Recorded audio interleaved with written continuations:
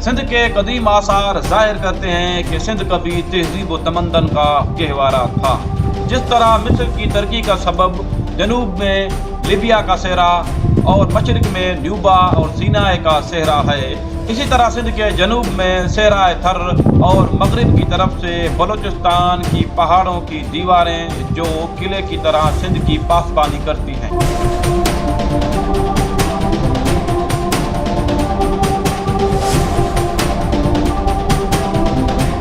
मैं हूं करामत अली कोलाची और आप देख रहे हैं सुनो पाकिस्तान की series the history of Sindh की एपिसोड नंबर 2।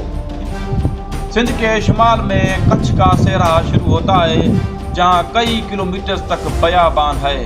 यहां पानी का कोई नाम हो निशान ही नहीं। इस सहरा में दो बड़े रेत के ढेले हैं, एक को बोलान और दूसरे को मोला कहा जाता है।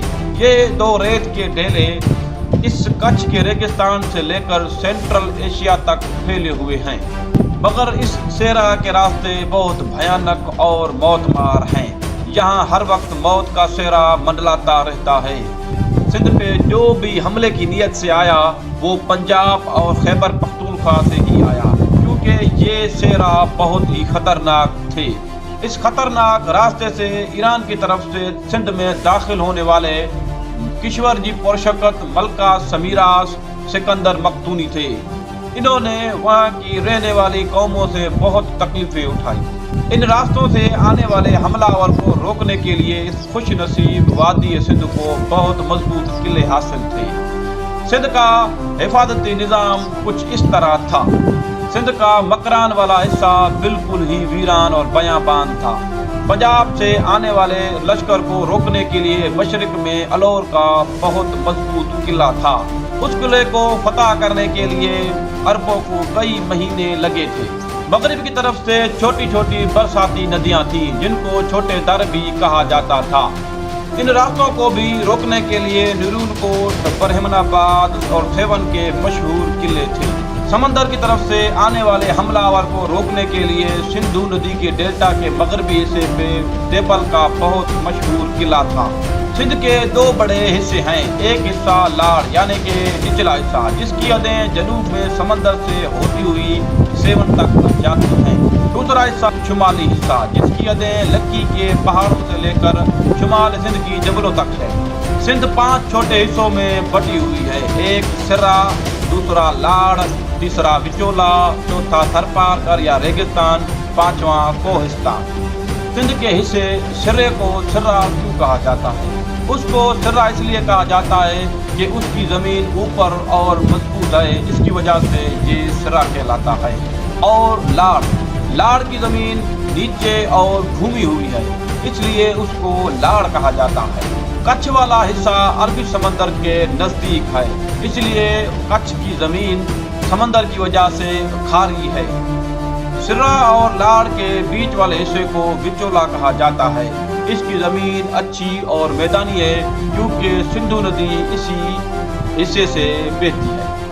सिंध का मगरबी हिस्सा जो सारा जाबलू इलाका है, उसको कोहिस्तान कहते हैं। सिंध के मशरिक वाले इलाके में जहाँ रेत के बड़े ढेले गोया के रेत का बड़ा समंदर है, उसको थर या रेगिस्तान कहा जाता है। सिंध की सरजमीन समंदर से ज़्यादा ऊंची नहीं है, ना ही सिंध में कोई बड़े ऊंचे जबल हैं, इसलिए सिंध में बरसात बहुत कम होती है। हत्ता के कराची में सालाना 5 इंच बरसात होती है।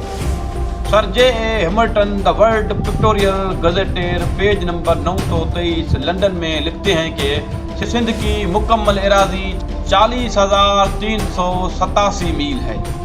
इसके सरकार Hindustan book 1938 page number 220 and Calcutta Steinman book number 1923 Indian Empire London में लिखते हैं कि 1883 और 1884 में सिंध की सालाना इनकम 3,86,754 रुपये थी, जो कि उस वक्त के 4,87,000 पाउंड बनते थे।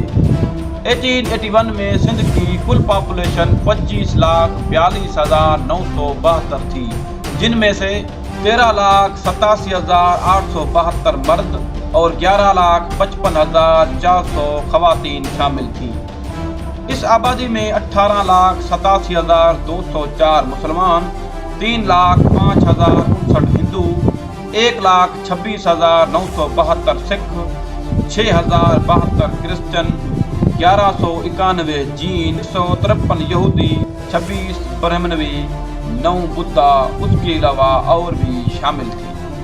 مسلمانوں میں سے 18,58,448 اہل سنت کے، 28,093 اہل تشیع، 174 اہل حدیث اور 289 اور فرقے والے لوگ شامل تھے۔